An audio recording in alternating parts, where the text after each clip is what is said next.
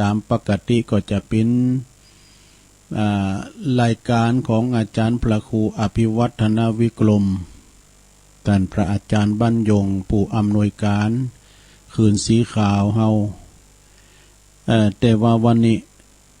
เปิ่นไปปฏิบัติศาสนกิจบ่สามารถที่จะมาดำเนินรายการได้เปิ่นก็เลยขอนิมนต์ตุลุงมาเตนให้ก่อนนี่เนาะตุลุงก็ได้รับมอบหมายถวายเวลากับท่านพระครูตุลุงก็ยินดีที่จะมาดำเนินรายการเต้นแต่ว่าตุลุงมวยเต้นนี่มันจะบ่เหมือนมวยแถเนาะก็ดีที่ว่าเปิ้นได้บอกไว้ก่อนเพราะว่ากันอันนี้ก็ศรัทธาก็จะโทษติดตามเปิ้นอันนั้นเนาะตุลุงก็เลยมาแก้ไขว่าวันนี้ตุลุงได้มาเป็นโตเต้าโตแตนเปิ้นเปิ้นได้ไปปฏิบัติศาสนกิจนะกิจเปิ้นหลายศรัทธาญาติโยมทั้งหลายบึดก็ไปหันบึดก็ไปนี่เนาะการติดตามตัวคุณหมอเนี่ยไปเยี่ยมไปเยือนคุณไข่ติดเต้งการตามบ้านตามจ้องก่อนนักนาป้าป่านแล้วงานนิมนต์แฮมตึกของงานเตดเมื่อค่ำยามคืนแถมเปิ้นปิ้นเจ้าอาวาสด้วยเนาะตุลุงนี่มีภาระหน้าที่ตำแหน่งยังก็เฝ้าเสานั่นนี่แล้วแต่เปิ้นก็เปิ้นเขียนไล่มาก็ปฏิบัติตามก็เป็นอานิสงส์เนาะได้มาพบมาปะกับพี่น้องศรัทธา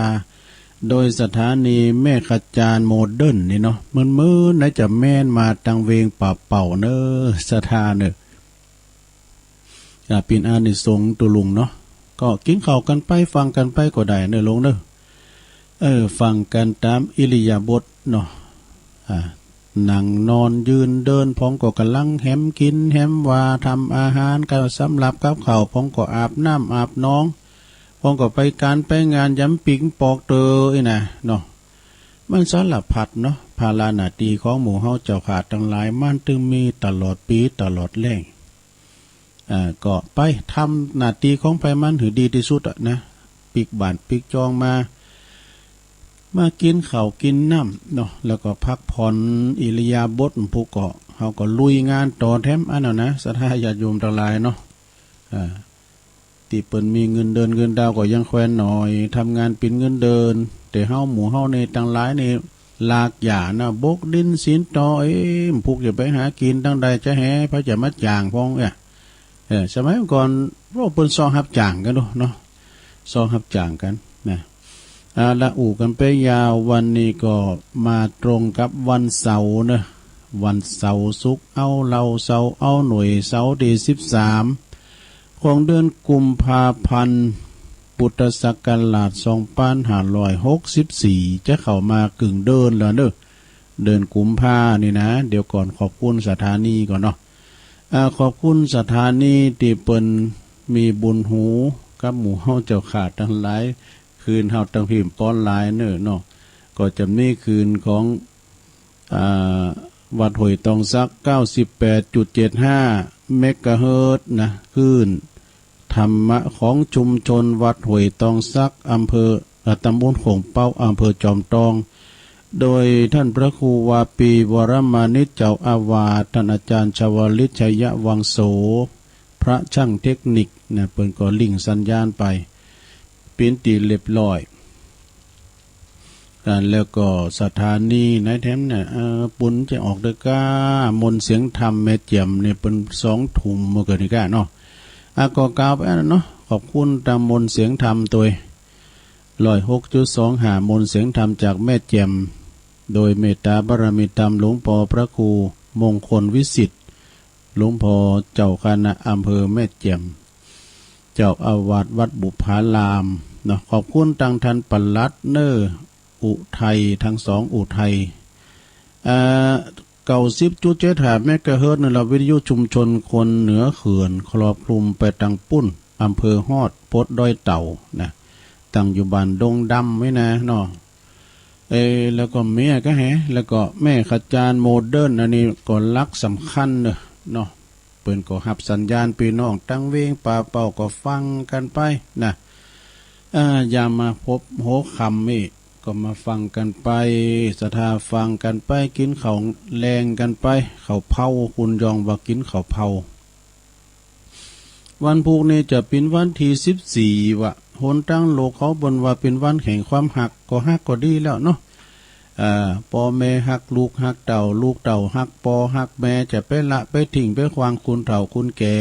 นะหรือหักกันแป้งกันขาดว่าเฮาอยู่ในท่ามกลางแห่งความรักในโลกจะสดใสถ้าเฮาจังกันในโลกที่หันนี้มันจะร้อนละอุเหมือนกับสงครามนะกันเฮามีความจังกันนะมีความจังเกลียดชังกันนะหันกันก็จะเข็นขากันเนี่ย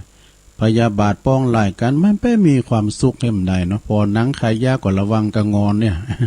ว่าจะมาจูดงอนทอมได้เมื่อแค่นั้นก็หักกันแป้งกัน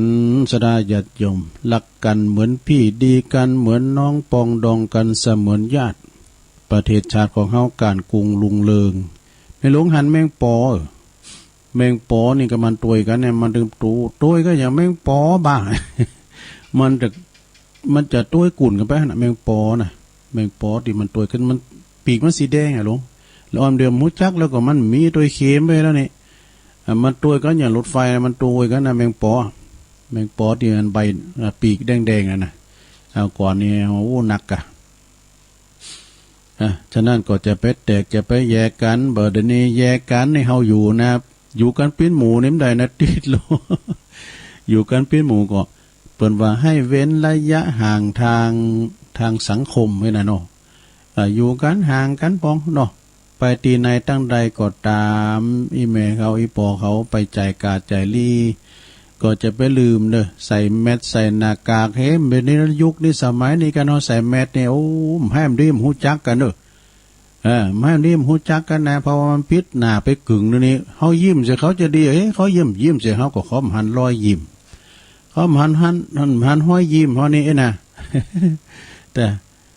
จันนั่นก็คือกินห้อนจอนกลางล่างมือเนี่ยจุดขัดกองเปิ้นก่อนเน่นเหนียวอยู่เด้อกันเปิ้นมีการไม่งานโอ้ยดูพี่น้องตังอสมเฮานี่เปิ้นปฏิบัติหน้าที่เนาะก็ดีแล้วเป็นการที่ว่าปลอดภัยไว้ก่อนเนาะพี่น้องเนาะก็วันพรุ่งนี้เป็นวันวาเลนไทน์เป็นวันแห่งความหักกันแป้งกันเหมือนกับโพเมเป็นว่าเป็นโพเมกูตุกูอยากปิ้นโพเกี่ยวเมแสงโพแป้งเมหักบัจใจปิ้นโพอยากเมมานนะเปิ้นว่าถ้าว่าโพ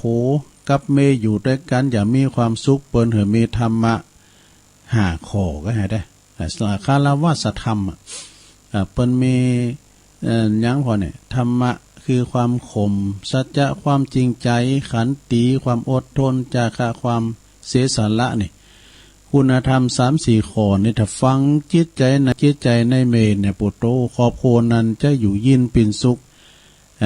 จะว่าใดพิษพ้องมองใจกันจะมีความสุขมีความสุขความสุขกายสบายใจเนาะวันผูกนี่ก็เป็นแห่งความหักเนาะตัวลุงได้ไหนก็มาแตนแล้วก็กำเอาทำมานี่ผูกนี้นะ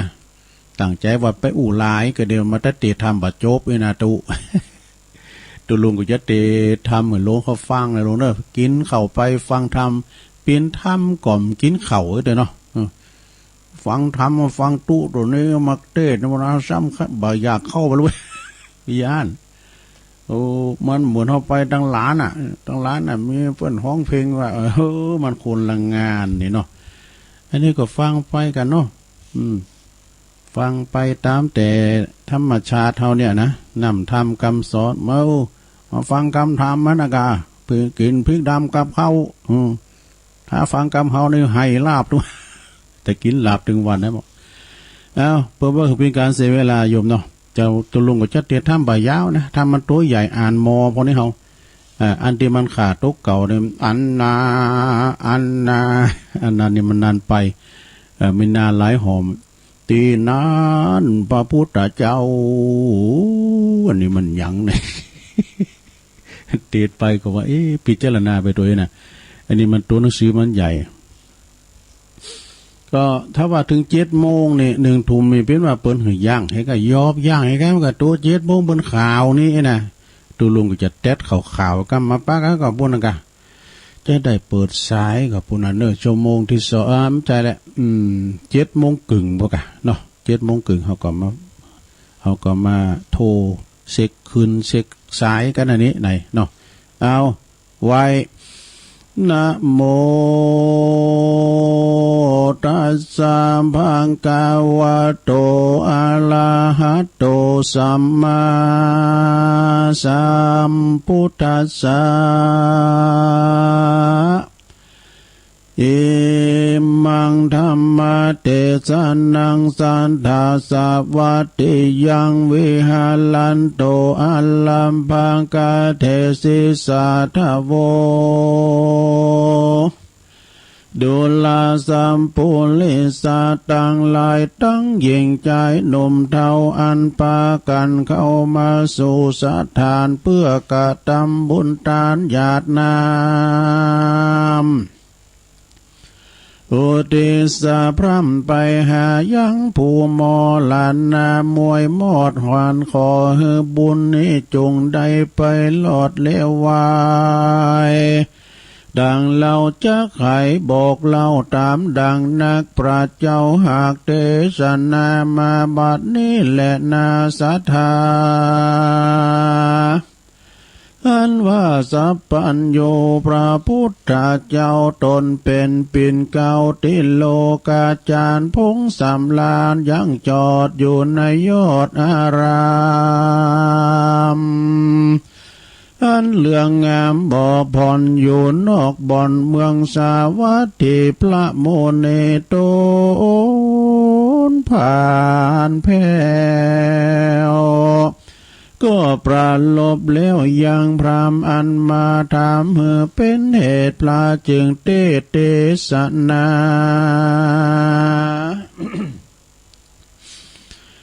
ยังการถาอานิว่ายังกินจาละมันนังกัตตวาตัญจาตานามัจจลิดังนี้เป็นต้นละกินละดังได้ยินมายังมีพรามณะผู้หนึ่งใส่อยู่นอกเมืองใหญ่สาวัตถี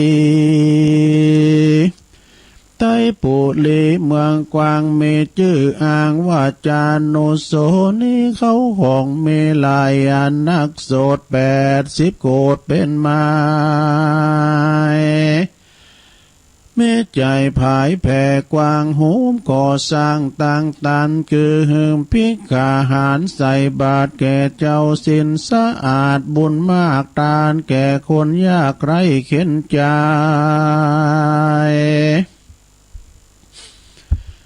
คนยากไร้อนาถายาติกาพ่อแม่มิตรแก้วแก่สหายอันโจติตายพลากนาละคาบกว่าเป็นผี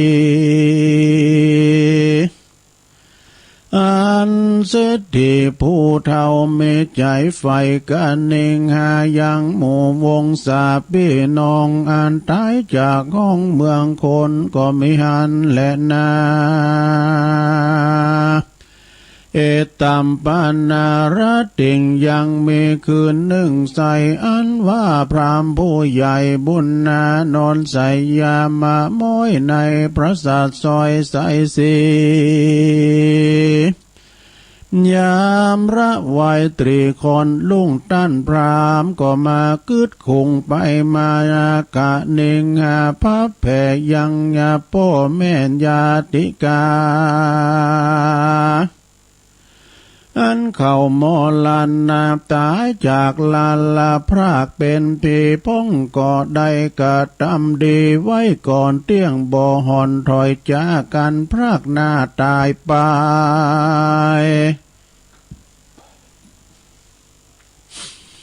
ย่อมจากได้ไปเกิดจันฟ้าเลิศไปบนพ้องก่อได้กาตามตนบ่ดีเป็นมิจฉาทิฏฐิใจ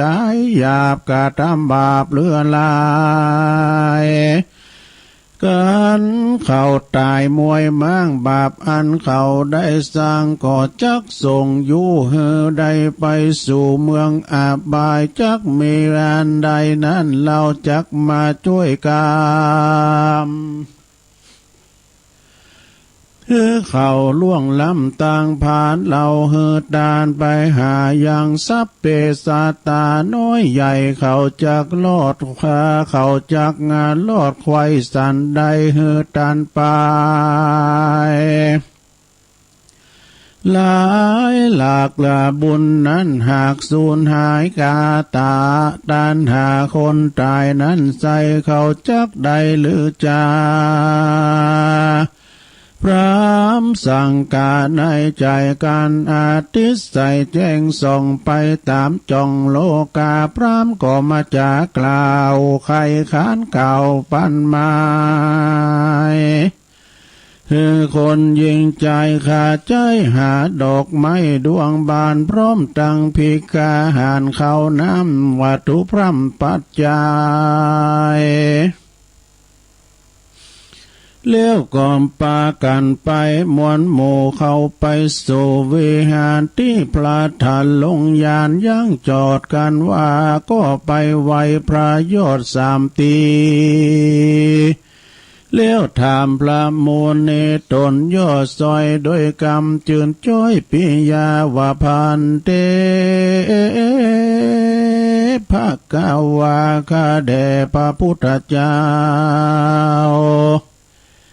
ข้าเนเล่าสังกาว่าสัมเปสัตตามวลโมอันตายไปสู่โลกนาจุมปูปาวงศากาดำบุญไปหาผู้มวยมอดบุญจักลอดสันได้เลือดตานไปนั้นเล่าบุญใดสูญเปล่าดอมได้บุญนั้นหายกว่าจอยขอพระยอดซอยบุญนาเตสันนาเก่าแก่หายแก่สังกาสงสัยแดเตออาทะโคพังกาวาเตสังวจนังสุตวาในกาลนั้นใส่พระที่ไว้ตนงามกันว่าพรามผู้เท่ามาตั้นเหล่าพุทธาพระสัทธาโตนผ่านแผ่วก็จึงไขข้าอูบแก้วเตเตสานากล่าวเป็นคาถาว่าดุลาพระมันนาผู้ใหญ่มีใจใฝ่กันเองหายังญาติกาพี่น้องอันตายจากห้องเมืองคนบุญกุศลหลายแหล่อันพ่อแม่ญาติกาด้านไปหาผู้ตายจักผ่านภายไปรอดว่าผู้มวยหมอดหมอลานาตองจักต้องกาติกาสามสิ่งจึงอุดมยิ่งกุศลคือตานให้แก่ตนนอนาวคือปีกูเจ้าผู้มีเปลี่ยนมากับตั้งสามมาเน้นใหญ่น้อยสินจงหอยบ่อนิทานเลี้ยวยินดีหลายแหล่อุติสะแผ่ไปหาผู้ตายบุญตั้งหลายไปลอดไปจุดยอดพันภายบุญกันว่าผู้ตายรู้แล้วใจผ่องแผ้วโมตันนาบุญบอกไกลกลาหลีกลี่หายไปที่ต่างได้เตียงจักใดปัญโยกย้ายออกจากค่ายที่ผ่านป่าละมียานลำเลิศจักใดไปเกิดจันฟ้าบุญแก่กาหากน้ำไปจักใดไปเกิดจันฟ้าเลิศเมืองสวรรค์นั่นแหละนา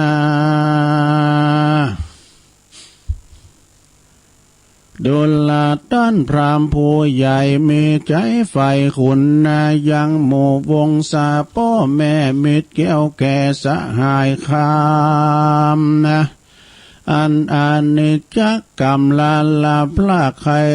เขาได้ปูนจากที่ผ่านจุงตานาจุง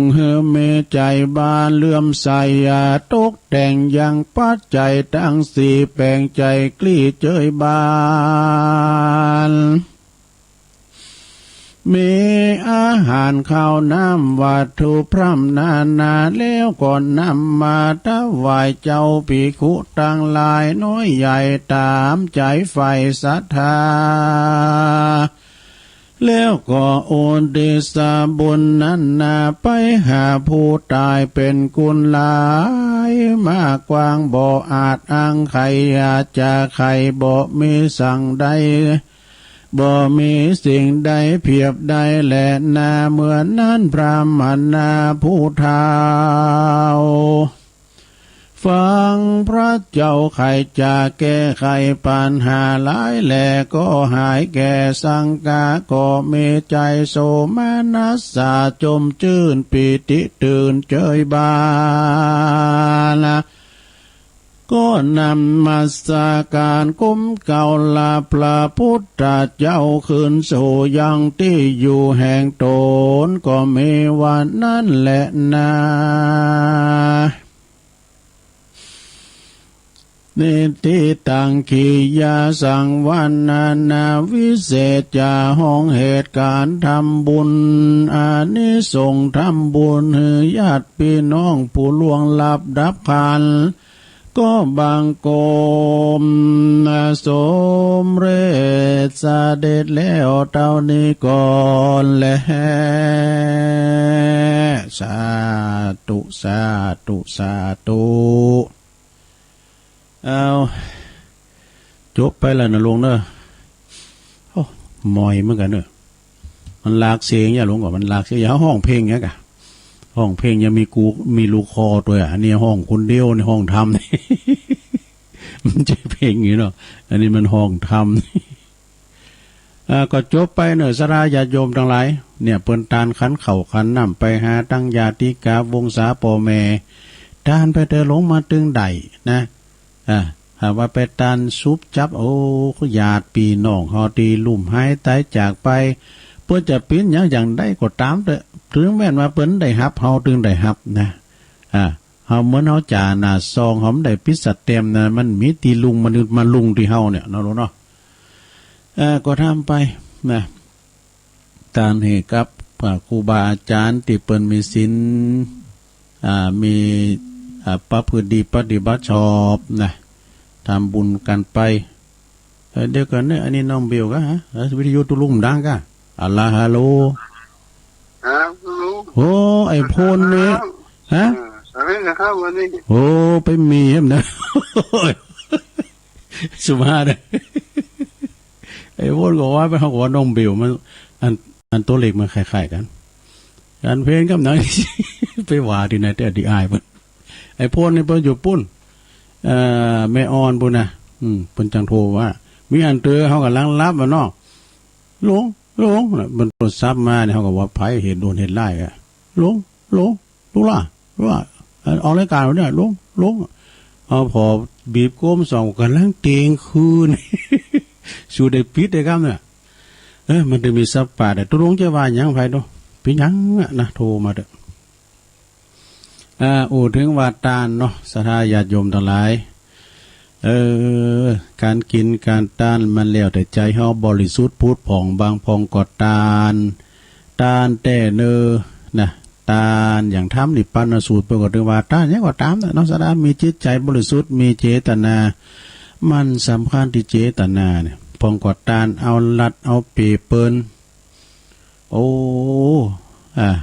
เฉพาะก่อนตานเขียนจีนนักไว้ก่อนปัจจัยมาครบจำนวนนั่นซะนะเอาง่ายๆเนาะมันตานการวัดตานนี่มันจะวันเน้นไปทางยอดปัจจัยนะซะนะมันจะปินไปทางปุ่นมันเขาก็ตานขันเข่าก้าตานบาทตานแหงอย่างนี้ได้หมดนะเปิ้นเยการเยงานวัดว่าอารามบริจาคแห้งกายแห้งใจหรือว่ามีปัจจัยก็ไปหอมนะตัวมันได้มาก็เอาสตางค์ไปเอาเดียบุตรเอาไปเล่งกันเลยนะจะเล่งไอ้นะเอาซื้อก๋วยเตี๋ยวเล่งกันเนี่ยเนาะ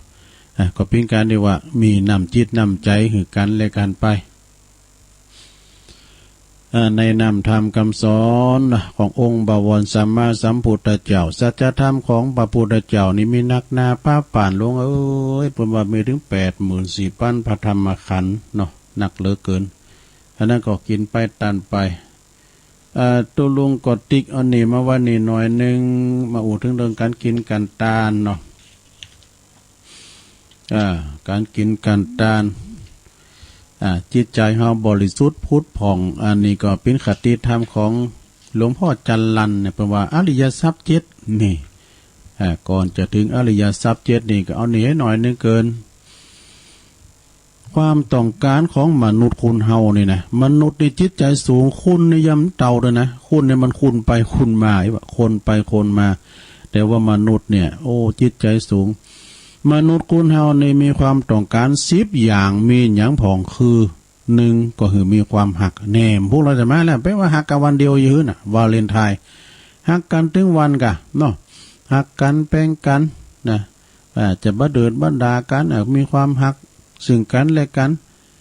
ถ้าเฮามีแต่ความหักโลกเฮาจะสดใสดีงามนะถือว่าเฮาหักกันแป้งกันนี่มันจะอยู่กันโมนงานสันแล้วมีไผเบียดเบียนกันมีไผขาฟันบันแตงมีศีลหาประจำใจเด้อลงเอ้ยเนาะ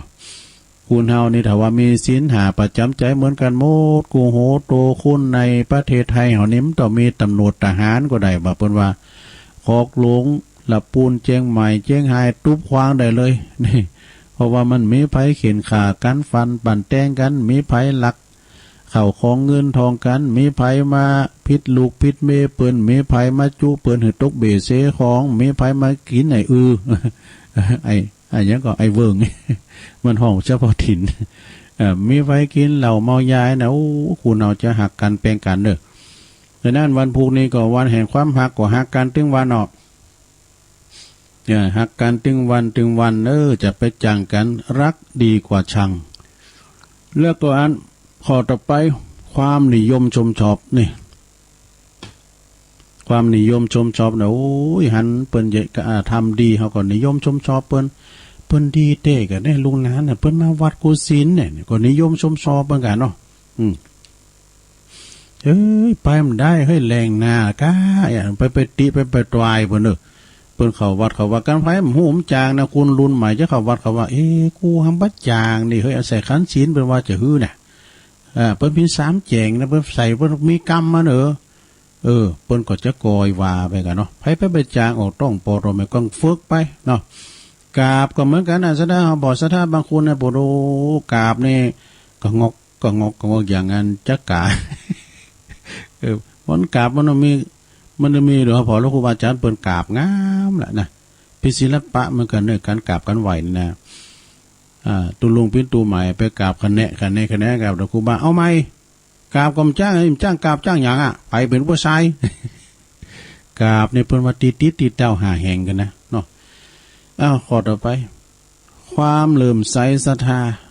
มีความเลื่อมใสศรัทธาเฮาไปป้าครูบาอาจารย์ก็ดีเปิ้นประพฤติดีปฏิบัติชอบก็มีความเลื่อมใสศรัทธาสร้างศรัทธาในโตปรับปรุงจิตใจสร้างศรัทธาในโตให้เป็นคุณมีศักดิ์ศรีเนาะมีความมีน้ำใจเผื่อแผ่เฟื้อข้อต่อไปความมีไมตรีจิตมิตรภาพนี่คุณเฮานี่มีมิตรภาพก็คือกัลยาณมิตรไปตั้งใดก็ตามเฮามีหมู่มีฝูงเป็นกัลยาณมิตรนี่โอ้ยมันดีศรัทธาญาติโยมทั้งหลายครบหมู่ครบฝูงเป็นเปิ้นแต้มจะเปิ้นเทมนะมิตรแท้ไม่ใช่มิตรเทมเนี่ยมันมิตรปอกหลอกดูนะกันเฮามีเงินมีทองปุตัวยาเมื่อเฮาโรยตัวกันปิดปุกอย่าเมื่อตุกนี่ปุตุหัวไผเหมือนหน้าสัก2 นิ้วกันมีละวันโรยนี่ปุตุห้องพอเล่งนี่เวลาเฮาสินพอดาโตในหายหน้าให้ตาบ่น่ะ มันเป็นธรรมดาเนาะสัจธรรมเนาะโลกธรรม8เอาแล้วก็ความเอาใจใส่ซึ่งกันและกันพอก้อยกันพอออกไม่ออกพอลงไม่ลงเฮาเหลือ2เท่านี่ลูกเต่าก็ไปอยู่ที่อื่นบ่นี่เขาอยู่ไหนกุมหันเป็นหน้ามาใจเห็นน่ะก่อนโทรศัพท์มาพองก็ยังแควนนี่ลูกตั้ง4ตั้ง5นี่เหลือเอา2เท่านะพอกันเด้อปอก็ขอแม่ก็พอใจใส่กันหาเนาะโอ้จะมาฟังบึงปึงเขาเนี่ยมันนึงอยากเหมือนกันเด้อลิ้นซ้อเหงือกเปิ้นว่านะ แถมหน่อยนี่มันจะมาพอมากอยเฮาก้าเนี่ยโอ้อยากอย่างครูบาอาจารย์ก็เหมือนกันแหละเล่งสูงหำสูงเฮนลูกศิษย์ลูกหาจบไปซึกหำตำผ่าไปมันจะมาพอมากอยเฮาก้ามันจะมาสูงปิ้นโตเหือครูบาเหือตูลุงชันก้าลิ้นซอกเหงือกมันดึงยากองไอ้นะเนาะก็เฮาได้สงเคราะห์เข้าไปนะแต่ว่าเหือพอก้อยดูแลกันเนอ2เท่าเฮานี่นะเนาะแต่บางคนนี่ปิ้นตีอินดูรายการของตูลุงสำเตอนะตูลุงเปิ้นโทรเข้ามาตูลุงลองถามเนาะแฟนคลับเนาะสมมุตินะแม่อยู่กับไผอยู่คนเดียวได้กะตุก็แล้วก็อันลูกมาหนึ่งเข้าปะไฟกับไผน่ะก็อีแม่เนี่ยนี่ดูนี่ก็ลูกเต่าไม่ได้หมดก็เขาไปอยู่ที่อื่นน่ะอยู่ในกลุ่มหันนั่นน่ะศรัทธาใจใส่ดูแลตัวเองเนอะนะเข้าห้องน้ำห้องโสมก็อันซุปแคบที่มันมีตุ่มไปคือมันมืนเนอะไปคือมันมืนกวมบีไปลูกมาเมื่อค่ำยามคืนน่ะไปงมซ้ำๆน่ะสวิกไฟไม่ไหนเนี่ยไม่ได้หอมเจหูนี่เอากลมบีบไปนะไฟสายนะกะกลมบีบนะใจใส่ดูแลซึ่งกันและกันในโรงเนอะพอก้อยกันลูกปกนอนแต่บางคนเนี่ยลูกเต่าเป็นคนลำคนรวยเนี่ยพ่อแม่2เท่าตุกพันกันอยากมายืมมาใจอีกก็บ่ดีเหมือนกันเนอะไปใจพฤติกรรมแบบนี้เนี่ยปุตุเตวบุตรเทวดาเฮาอย่าเปิ้นพระเจ้าคินเฮานะไปผอไปกอยเปิ้นพองไม่นึกถึงว่ายามมือเฮาปิ้นน้อยรอเกิดมาเนี่ยบ่แบบ่โอ้กันว่าเฮาปึ้งใจเนี่ยเปิ้นอ้ามปัดขวางเฮียเนี่ยเปิ้นเฮาอารมณ์งอนหือปอหือแม่น่ะเนาะจำเตอเปิ้นยืนหน้ามาได้อูเนาะเอาตีนตังมีแต่น่ะเนาะเอาตีนน้อยตังไหนแม่เว้ยเปิ้นเล่งใหญ่กองใหญ่เนอะการใหญ่มากแล้วนี่สิ่งที่เฮาลืมน่ะคือความกตัญญูนะหูกุลหูบุญของปอของแม่เนอะไผก็ตามที่เห็นมาจบปิ้นด็อกเตอร์ก็ตามปิ้นนายพลนายพันหยังก็แล้วแต่เด้อถ้าว่าขาดความกตัญญูลบหลู่บุญคุณผู้มีอุปการะคุณผู้หือกำเนิดนะอันนั้นนี่ไปมันหลอดนะสถานนะสถาก็จะไปลืมเด้อพระเจ้าคินเฮานะอีปีคุณนายบ่ดอกกันเวลาคือถึงว่านะพี่ตายแม่ก็ดีเต้ก่อนที่จะตายบนใจใส่พอปลูกลำไยปลูกขายปีไหนได้เป็นแสนๆกันอันขาวเขามาเขาไปเชนจบไว้นะเขาไปได้ขี่วิโก้นะก็พี่ตายแม่น่ะเปิ้นปลูกไว้เหือเปิ้นแปลงดีไว้เหือลูกแปลงถูกไว้เหือหลานเนี่ยเนาะคือเตืองหาดูเมื่อว่าคือเตืองหาแล้วก็ปีไหนแรกไหนก็ไปตานเขาให้เตือหนึ่งไอ้กันเนาะมันจะไม่ขีดเตือปีหนึ่งเขาตานเขาแล้วนับพอใดอยู่นี้1เข่าสาเนี่ยแน่นอนล่ะ2เดือน12ปี3วันออมสา4เดือนยีปิงก็ทำเมื่ออยู่5เดือน4ปีก็ทำเมื่ออยู่ตานเข้าใหม่6ปีใหม่เมืองแต่เอียก็6เดือนก็เนาะแล้วเอาเย่งเขากินนี่ตึงวันชื่อว่าเติบใหญ่หนากาบ้านสูงหำสูงเฮนเสียงหน้าไปขี่หอมเสียงควายไปขี่ตัวเลงมาก็ขายไปเอาสูงเขาหำเขาเห็นจนได้จบปริญญาเนาะถึงไหนเดี๋ยวต่อไป ไปลืมกุลปอกุลแม่เนลงเนอเปิ้นบาดตายเล่งโดยกายเปิ้นตายก่อนเล่งโดยวิญญาณมันกินมันต้านไปหาเปิ้นเนี่ยบอกโตหอยปอตายไปเช้าปีบ่น่ะหอยมัดตานก็เข่าห้องเปิ้นปีกมาก็หืออีตัวหมายความว่าตัวลองอธิบายดูมันก็แม่นนะน้อยอันคือหมายความว่าอ่านถ้าว่าหนานอุ๋ยก็ตู้เขาอมได้กินเขาตู้เขาอมได้กินเขามัดตานไว้เนี่ยก็หวังใจเขาเป็นว่าเฮาได้กินกับผีกันจ้ะเพราะว่านั้นแต่กะวันนั้นไปเขากำในตุงหลงก็ดีดิสิริก็ดีนะปวดถูกกินกับผีตายเด็ดๆพวกเขามันยังรับเลยหลงตุลุงซ้ำกาวเอาปล่อยแม่เขาถ่ากินเนอะเขามาตานจูตีเปิ้นโอ้ดูไอ้แก้วไอ้ข้ามเขาเปิดตานรู้แม่อุ้ยเขานะเปิ้นได้กินน่ะแล้วพอเฮาแม่เฮาตานหาเนี่ยเปิ้นปากมองต้องแหงอยู่หั่นเปิ้นได้ยกกันมาตานในปุตุมาเป็นกองทัพงูเห่าตัวเจ้าปันป้อนตัวปอมแต้นหูเขาลามก็เนี่ยได้กินกับพี่ตายด้วยนะกันวังโหตู้ก็ไม่ได้กินน่ะเนาะไม่ได้ฉันน่ะ อ้าวเดี๋ยวถ้าเปิ้นตายเล่งโดยวิญญาณก็คือหมันต้านคุกเขาเปิ้นบัดตายเล่งโดยกายก็หมายความว่ามีสตุ้งสตางค์ก็เอาไปหือเปิ้นพองซื้อกินยุกกินยาซื้อกินยุกกินยาเอาแม่เอาตังไปมีสตางค์มีใจมีนะเอาอันนี้ไปเอาไป300เนี่ยเนาะถ้ากันมีก็บอกเด้อเนี่ยแล้วก็อีก็ดีแล้วรู้น้ำจิตน้ำใจลูกเต่าเนาะเอา